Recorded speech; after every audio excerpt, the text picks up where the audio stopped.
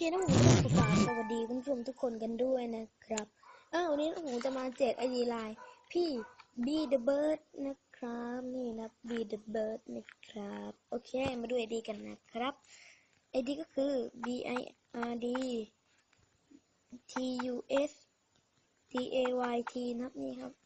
ไอดีไลน์พี่ Be the Bird นะค้นหาดูเลยครับเพื่อนครับเพื่อนเต็มนะครับก็ตกลงใช้ตัวเดิมบล็อก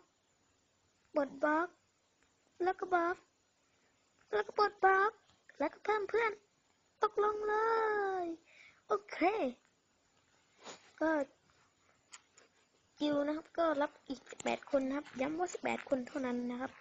โอเคนะครับถ้าชอบใจคลิปนี้นะก็อย่าลืมกดไลค์กดแชร์และกด Subscribe เพื่อเป็นกำลังใจนะครับในการทำคลิปใหม่ด้วยนะครับบ๊ายบาย